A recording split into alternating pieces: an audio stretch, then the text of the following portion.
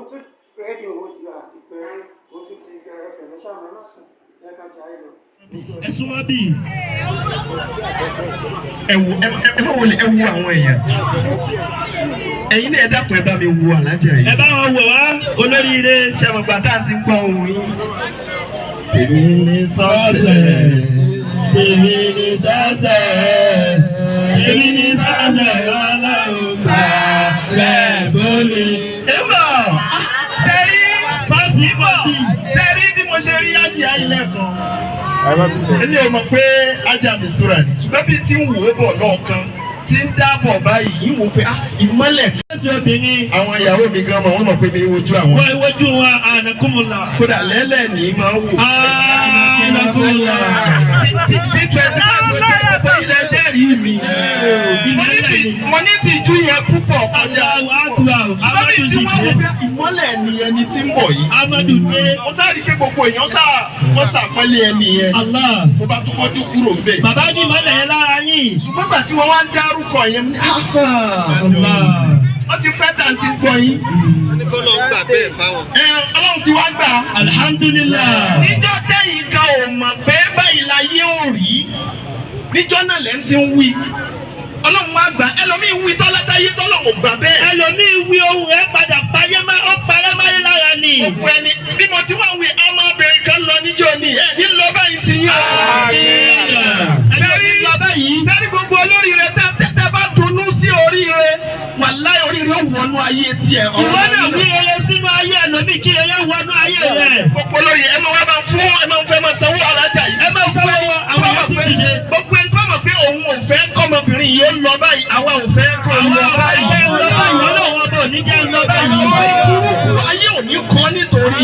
Ayé ò ní kọ́ ní burúkú torí yìí. Ìdárò burúkú ayé ò ní dárò rẹ̀ nítorí. Ìdárò burúkú ayé ò ní dárò rẹ̀ nítorí yìí. Wàláhì níjọ́ tọ́mọ yẹn lọ ó dídí bíi 5 days ni mò ń fi ń sàlá rẹ̀. Bàbá yẹn. Allahu Akbar. 5 days.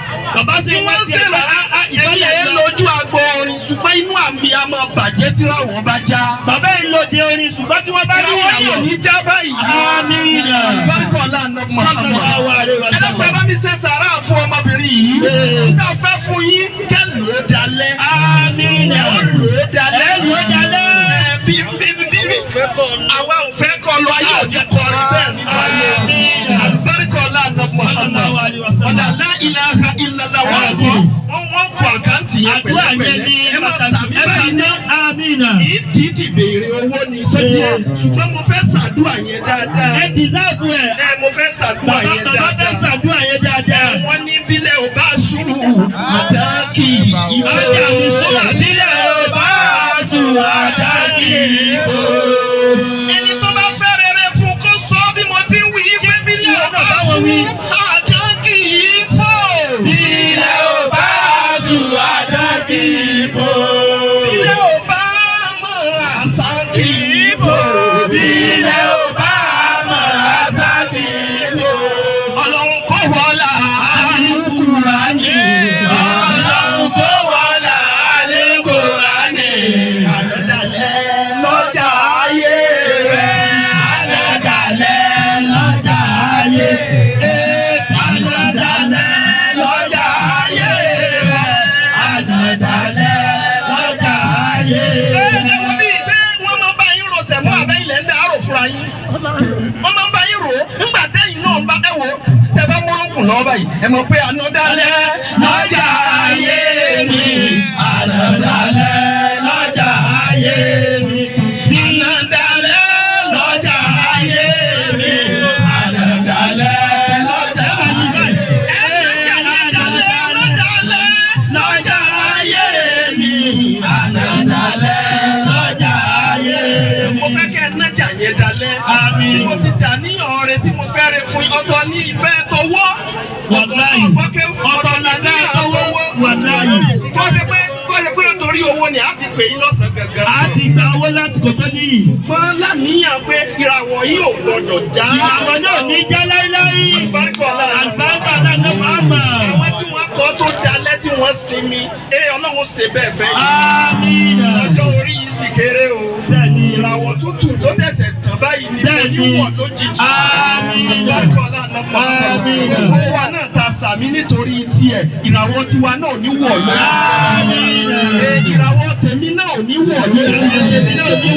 Ìwọ náà wí tiẹ̀ ìràwọ̀ tèmi náà ò ní wọ̀ lójijì. Àìsí ní sáré o. Ẹni sáré o. Wọ́n wá pé wọ́n ní kò lè kọrin mọ́. Wọ́n ní kò lè sọ̀rọ̀ mọ́. Wọ́n ní kò lè jáde mọ́. Ọlọ́run ọba ò ní kí ó kà yín ẹ bá ń sàmì dáadáa. Ṣé ìyá yín wà? Bàbá náà wà. Bàbá yín kọ́. Bàbá yín náà wà. Ìyá yín kọ́. Ìyá yín kọ́. Ó dẹ̀ láyé rẹ̀ mú. Ó ní sàárè bàbá mi àgbà. Sàárè ìyá mi àgbà. Kò ní jáyé ó ránṣẹ́ sí mi nígbà tí ìní lè kọrin. Ayé òní lọ́pọ̀ ní wà ní ránṣẹ́ sí lásìkò tẹ̀ nílé wí. Kọ́ wà ní ọ̀hún bẹ lẹ́nu ẹ̀ tẹ́lẹ̀. Ayé òní gbádànù mọ́ yín. Bí mo ti fẹ́ nìyẹn jẹ́ mọ́ ẹ bá mi ṣe ámínà. Ẹ ṣe ámínà. Ẹ fọwọ́ rẹ̀ bọ́jú wá. Ó yá ẹ wá lè jòkó. Ẹ wá fẹ́ bẹ́ẹ̀ pẹ̀lẹ́pẹ̀lẹ́ lọ́ọ́ rí mọ́ sanwó mi báà ní. Aya kálukú wa ẹ wá kálukú. For watching, kindly subscribe to our YouTube channel, Owutu FM Lagos. Bye.